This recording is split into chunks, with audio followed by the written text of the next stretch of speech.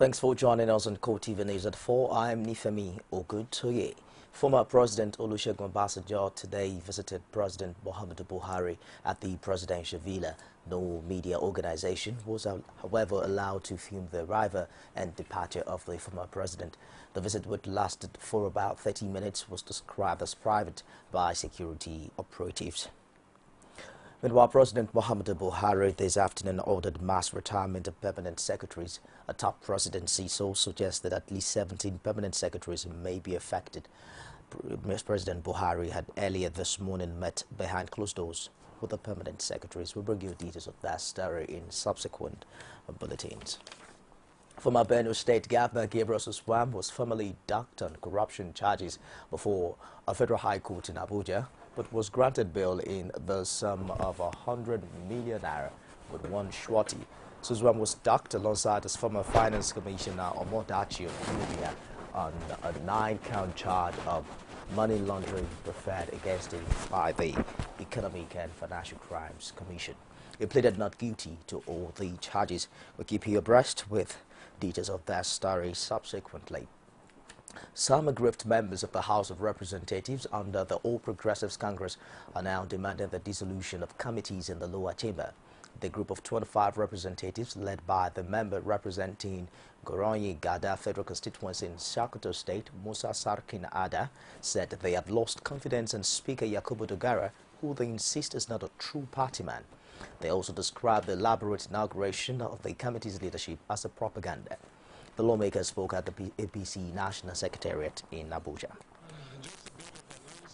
What is clear from the inauguration of the House committees is that the leadership crisis is far from over. House leader Femi Gbajabiamila and some of his perceived loyalists were absent, but the event went ahead unhindered. Despite talks about some opposition members getting juicier committees, a member of the selection committee, Abubakar Kanike, says the process went well. I would say that we tried as much as possible to put the square pegs in square holes and the round pegs in the round holes, because members had an opportunity to come up with a summary of their experiences and qualifications and competences. And that is, and they were even given the opportunity to list committees where they would want to serve, where they felt they could add value. And most of these members were actually designated to serve in those committees. It is on record that Honorable Dogara has consistently taken the APC for granted on past occasions, including the following: showed contempt for APC's leadership by spearheading a boycott when the former attempted to offer guidelines to House members before the election that threw him up as Speaker with slim majority. Upon his emergence as Speaker, Honorable Dogara insisted on foisting his misguided and arrogant imposition of so-called federal character in the body of principal officers of the House, so as to frustrate the early stabilization plan of the House as proposed by our great party, the APC. Since climbing to the seat, Dogara has refused to belong properly to the APC House caucus, frustrating meetings and instead remonstrating openly with PDP legislators, including holding clandestine meetings to plot the downfall of our party. In furtherance of this trickery, he has severally frustrated efforts by patriotic members who wanted to table salutary motions aimed at commending and encouraging Mr. President Muhammadu Buhari's anti-corruption measures so far taken. In the same vein, the Speaker has continued to suppress critical and dissenting voices from contributing in debates at plenary sessions, while shamelessly promoting the dominance of activities of the House by hostile opposition elements, the PDP. Concerning whether or it's not well or not, it's normal, you know, to see that at the end of sharing, people are dissatisfied. You know, since it's a thing that occurs from time to time, I think we should develop, you know, measures to address such concerns. The committees are expected to hit the ground running, but there are suggestions that areas of interest may not have been taken into consideration. Almost every House of Rep member belongs to a minimum of about 5 committees, and they have an opportunity to add value and oversight executive activities through these committees. Having the privilege of being chosen as a chairman or deputy chair is just added responsibility. Just like the speaker himself and the deputy speaker and the principal officers of the house is just first among equals to coordinate the activities. It doesn't undermine the primary purpose of representation. In line with cutting down costs, the number of committees climbing from 87 to 97 also raises eyebrows in spite of Speaker Yakubu Dogara's position. The speaker did not say that we are not going to, spend money. What he said was that extra committee does not necessarily amount to extra budgetary, affair. The amount of money you spend on 10 committees cannot be the same you spend on 11 committees. That is true. The House now has the full complement of functions with the committee leadership in place with inauguration. What Nigerians anticipate now is for them to make relevant laws that will be of immense benefit to the populace. Jamil Afegwa, CoreTV News, Abuja. The Nigerian police force will soon establish a complaint response unit that will address citizens' concerns and queries in real time, especially those relating to police misconduct. Now, this is with a view to ensuring that policing system in the country is at par with the present-day reality. The officer in charge of the complaint response, Abayomi Shogunle, disclosed this at a media interaction in Abuja that the police will plan to make good use of the social media as well. Is simply a platform where members of the public and citizens can report any conduct of which they feel is unprofessional, any unprofessional conduct of any police officer. A platform where members of the public can make a report of a conduct with the police which they are not satisfied about, and assurances is given that such complaints would receive adequate action of authorities of the Nigerian police force. The movement for the actualization of the sovereignty states of Biafra, MASAB, has issued a one-week ultimatum to the federal government to immediately release the detained director of Radio Biafra and leader of the indigenous people of Biafra, IPOB, Nnamdi Kanu, or face actions that will cripple the country. Nigerians have, however, received the news with mixed reactions. Our correspondent, Sarah Oyeko, has more in this report. It is over 4 decades since the devastating secession bid by the Igbos through the Nigerian Civil War in 1967 ended. In 1999, at the beginning of a new democratic regime, the movement for the actualization of a sovereign state of Biafra, MASOB, was formed as a military wing of the Republic of Biafra. Today, a few Igbos are still strongly pursuing the actualization of the Biafran dream as they protest and make demands from the government, including the secession of Biafra from Nigeria. They also demand the release of Nnamdi Kanu, who is currently being held by the Nigerian authorities for running a pirate radio station, Radio Biafra, which is pushing for the sovereign state of Biafra. People, what this country are turning on. In short, my opinion, let them go. I support them. Yes. This country without us, we report many things. Still, this country, they don't even value it. You understand? We make things. So I love that more and more. We're even supporting that. Well, many of us, supporting our this, and we need them to this our president to share this our Biafra this thing. But this dream of a breakaway republic is not the case for some Nigerians, as they advocate for the need for a united country. Well, if I were to be the president, what I will do is to call for referendum in that area, to know those who are willing to, who are supporting the motion, because there's nothing like freedom. There's nothing like what? Freedom. Somebody needs freedom. And the way to express it is to allow the government should now call for referendum in that area to know how many people are willing to go. By so doing, it will know the mind of the people. So by arresting them, it's not the issue. What is the way forward? What are things that we need to do that will help enable us live together as a nation? But if you said Biafra should grow, Apenebere should grow, that will not be the end to it. Despite this growing tension, southeastern governors are divided over the Biafra protest, which has been taking place in the states in the past months. Meanwhile, the southeastern governors and the leadership of the Apex Igbo socio-political organization, Ohaneze Indigbo, are set to meet in Owerri, Imo State, to find ways to tackle this burning issue. Sarah Ayeku, CoreTV News, Lagos. President Muhammadu Buhari has fired the chairman of the Anti-Graft Agency, the Economic and Financial Crimes Commission, Ibrahim Lamode. Lamode, a former police officer, was removed 4 years after he took over as chairman of the agency. He worked earlier as the director of operations before he was appointed head by former President Goodluck Jonathan on November 23, 2011, after former chairperson Farida Waziri was removed. Presidential spokesperson Femi Adesina said Lamode was not sacked, but that he was proceeding on terminal leave ahead of the expiration of his tenure in February 2016.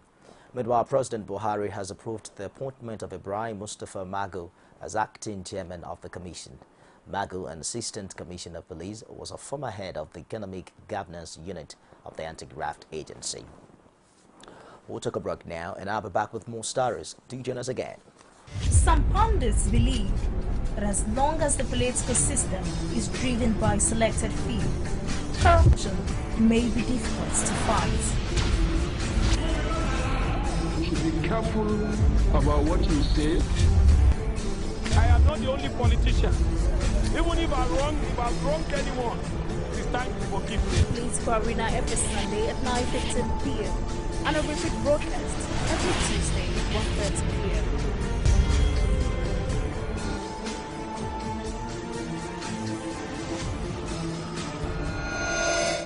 Thanks for joining us again. You can get all of our top stories on any of our social media platforms. On Facebook, it's facebook.com/CoreTV News.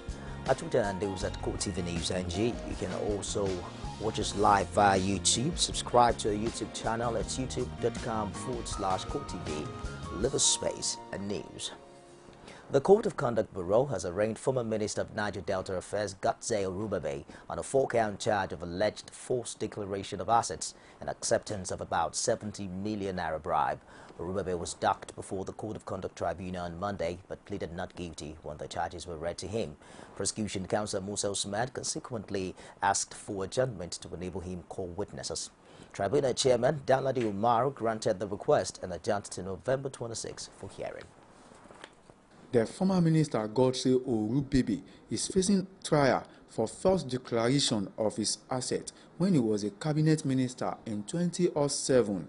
Orubebe, who appeared at the tribunal to answer charges preferred against him, was accompanied by his supporters. According to the prosecution, the former minister did not declare his assets at plot 2722 Kayum and plot 2059 in Asokoro district in accordance with the Code of Conduct Bureau Act.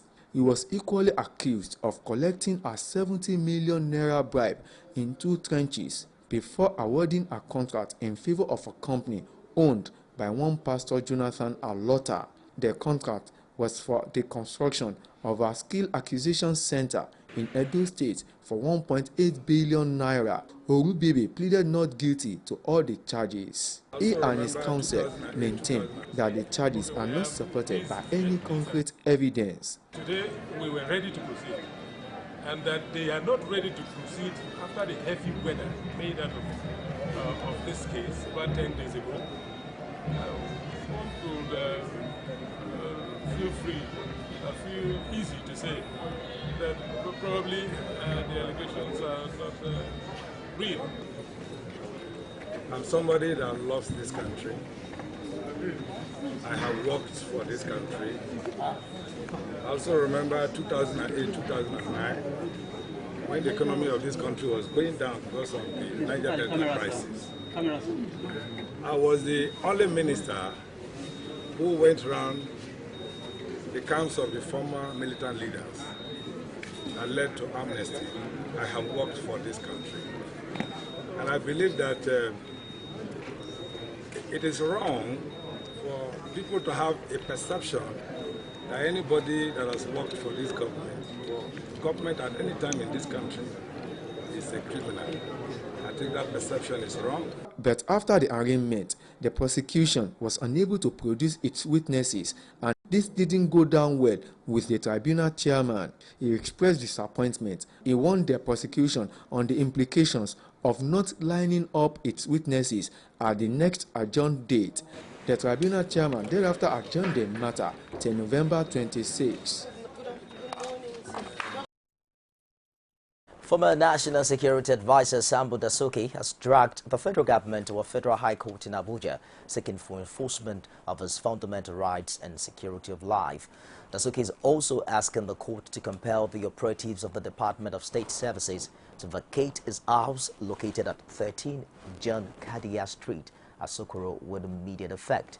The motion and notice was premised on 5 grounds, including the request to enforce the 3-week permission granted him by the court on November 3 to travel abroad for medical appointment with his physician. Dasuki, through his counsel Ahmed Raji, claimed that the federal government, acting through the operatives of DSS and other security agencies, have frustrated the order by barricading his apartment since the permission was granted. The former NSA also requested the court to extend the order of November 3, since it could not be implemented due to the action of the security agents. No date has been fixed yet for hearing of the suit. It will be recalled that the federal government had preferred criminal charges of unlawful possession of firearms and money laundering against Dasuki at the Federal High Court, but he denied the charges and was granted bail. Justice Ibrahim Buba of the Federal High Court in Lagos on Monday dismissed the fundamental human rights enforcement suits filed by the engineers who constructed the collapsed 6-story building at the Synagogue Church of All Nations in the Kotsun area of Lagos. The collapse of the building, which occurred on September 12, 2014, had led to the death of 116 persons. The engineers Oladele Ogundeji and Akimbela Fatiregun had filed 2 separate suits before Justice Buba, seeking an order restraining the police from inviting, arresting or prosecuting them over the victim's death. The Lagos state government thereafter set up a coroner inquest to unravel what went wrong, and via a verdict delivered on August 7, 2015 by Magistrate Oyetade Komalafe, the coroner indicted the engineers and recommended them for investigation and prosecution for criminal negligence. While the local government SARS in Cameroon's far north region has confirmed that 2 female suicide bombers suspected of belonging to militant group Boko Haram have killed 3 Nigerians in a truck full of refugees. Military sources said earlier that they suspected the bomber's target was a nearby mosque in Fotokol. The first bomb went off during a security check, and it was unclear if the second bomber had detonated a bomb or whether she had been killed first by Cameroonian forces. Boko Haram insurgents have been waging a 6-year campaign of violence, killing thousands of people and displacing many from their communities in northeastern part of Nigeria. Neighboring countries, including Cameroon, joined forces against the group in 2014 as its offensive spread beyond Nigeria's borders. Media officers in government establishments and institutions are taking part in a 2-day training workshop aimed at enhancing effective professional techniques for improved communications in governance. The 2-day training workshop, which is on the instance of the presidency, is organized by the United States Embassy in conjunction with the Nigeria Union of Journalists in Abuja. Correspondent Basia Ye now reports. This gathering of spokespersons from the presidency down to other government ministries and agencies is part of the current administration's effort at efficient information management. According to the organizers and resource person, there is need for government to improve on its communication style as a critical component of democracy. They also say government must put forward coordinated messages that uphold transparency, especially in connection with counter-terrorism and insurgency. It's the importance of whatever the issue of the day is, make sure that you get there first. Make sure that you're the first one to comment on it, that your remarks or your statement is out there first. That way you capture control of the issue, everyone else has to respond to what you say. I've learned the hard way too often that if you let someone else comment first and you're then reacting to what they said, it's very, very difficult to make up, to catch up. I don't know if that makes any sense, but that's something that has become very apparent to me. Because related to that, something that all of us struggle with when we speak for our government is you want to get out, as I just said, you want to get out quickly, you want to be the first one out there, and yet you have to be very careful about what you say. Because once you say something in public, I've learned the hard way, you can never unsay it. Contradictory messages or messages that are unclear emanating from a government give the impression that that government doesn't really know where it's going or that there are serious internal divisions within the government. And it's up to communications people to try to make sure that information and messages are clearly coordinated. The participants agree on the need for government to reposition its information strategy. In their view, all government agencies and establishments must speak with one voice. It is not all information that is out there that is credible. And most of the time, if you are not patient, you would run along with information that is not credible. So I'm still saying that it's important for journalists to be patient to get the credible and accurate information from the spokespersons. There's a need for us, as I said, let's have a map. Every day, let's have an understanding of who is doing what are they saying. And then the president must rise on top of the heap. And of course the role of technology in all of this. It's possible, it's doable, because simple, whether SMS or email, you don't have to come under one roof to meet. You will know what each other is doing. But as it is now, I say sometimes we think that there is need for the presidency to get a piece of information from one government department. Do you know how much trouble it takes to extricate information from agencies of power? The workshop will also hold in Lagos and Kaduna states. Basiaye, CoreTV News, Abuja. The court case involving the Ekiti State People's Democratic Party and the landlord of its secretariat building came up again at the Ado-Ekiti High Court. The landlord, Rokwa Adesanya, dragged the PDP to court to pay up the house rent owed him. But the PDP, in a twist, said the landlord is to exercise patience, for we cannot fight an organization like the PDP, telling him to provide more evidences to show that the party is owing him. Rashid reports from the Ado-Ekiti High Court premises. At the resumed hearing on the case between Rokwa Adesanya, landlord to the Ekiti State PDP, the PDP contends that the landlord has to tender more documents to show that the PDP is indebted to him. But Rokwa Adesanya says the PDP's position is of victimization from the state government. You used to pay a landlord, and the landlord said you should pay. You didn't pay. You gave the landlord a dot check, and I reported the case to the police. You signed an authority in the police in Alagbon that you are coming to pay. On 29th of September, you didn't go there to pay, and I said they should vacate the house. And they are now quoting and using power within the Ekiti State. These are the people that have been paying when they were not even in power. They were paying me. Now, because they are in power, and because somebody who believes that he is already Mekunu in any way is the Ota Mekunu in this way, willingly, wishfully, and wickedly, is trying to use his power to deny me of my right.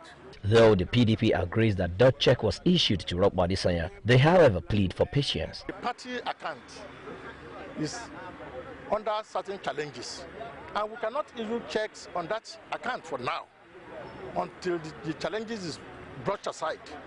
The challenge is just what we have just said, that some people issue a dot check, and I will only plead with the landlord to remain patient and be more friendly with the party. Counsel to the PDP persists that the quick notice served its client is improper, thus making the presiding judge adjourn to the 23rd of November. Rashid, CoreTV News, Ado Ekiti.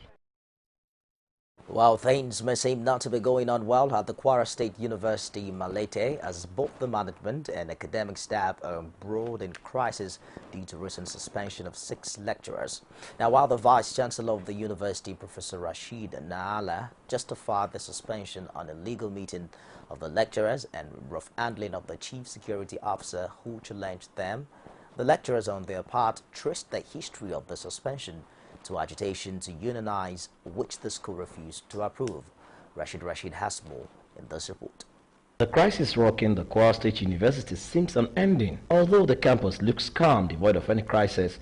But it is clear that both the academic staff and the management are currently not in good relationship, as the management recently suspended 6 academic staff for what it termed holding meeting in an open place without approval from the authority. The Vice Chancellor, Professor Rashid Naala, said the lecturers behaved unruly to the Chief Security Officer, who asked for permission and was rough-handled, which made the school to suspend them pending the conclusion of the investigation. Was that some people occupied an academic space, a group, and the Chief Security Officer of the university went to say, excuse me, he was trying to speak to a leader or 2 of them, that you have no permission, you've not received university's permission to occupy this space. And suddenly, some of them were removing their clothes, trying to hit, trying to beat, embarrassing, saying all sorts of things to the Chief Security Officer of the university. So, and when it happened, the university didn't even take any action until a report came from the Chief Security Officer that now detailed what happened. No serious university anywhere in the world will keep quiet to that. In a reaction, the Proton Chairman of Academic Staff Union, Dauda Adeshola, who is one of the 6 suspended, denied ever attacking the security officer, claiming that they actually wrote the school authorities several times. And as we were doing our meeting, the CSO, that is Chief Security Officer of the university, came to us that, who's Adesola here? And my members pointed to me that, my colleagues pointed to me that he's the one presiding over the meeting. He said, Adesola, you have to follow me to my office. You are under arrest, sir. How can you say that I'm under arrest? Because of what? And the meeting was disrupted for almost 30 minutes, but we later continued our meeting. What we will see later is the letter of suspension after maybe 5 days of that meeting. Another victim of the suspension traced the history of the suspension to their decision to unionize after 6 years of the establishment of the university, which has been blocked by the Vice Chancellor. We hold meeting, 17 of us try to form ASU after 5 years expiration. And the Vice Chancellor brought out a communique calling us cultists, holding a clandestine meeting. And after that, we were able to get our observer status, as rightly said, and we were able to hold our first Congress. We are passing resolution. We pass those resolutions that day, and we try to convey our resolution to the management case, where we have a sole administrator, a chief executive that does anything he wants, and he doesn't want check and balances. Almost all Nigerian vice chancellors don't want check and balances because they don't want anybody to ask them why this one is like this and why that one is like that. As the crisis rages on, it is hoped that the National Union of ASU will wade into the crisis and bring about amicable resolutions. Rashid, CoreTV News, Ilorin. Lagos State Governor Akinwumi Ambode on Monday pledged the support of the state government to see to the completion of the bone marrow transplant center at the Lagos University Teaching Hospital, LUTH, which will go a long way to save the lives of those suffering from sickle cell disorder. The governor spoke when the chairman, Sickle Cell Foundation Nigeria, Olu Akinyoju, and National Director and Chief Executive Officer of the foundation, Aneti Akinsite, paid him a courtesy visit at the Lagos House, Alausa, Ikeja, where he was adopted, where he says that he was adopted as the patron of the Sickle Cell Club Nigeria, a position only previously occupied by former Governor of Lagos, Asiwaju Bola Ahmed Tinubu.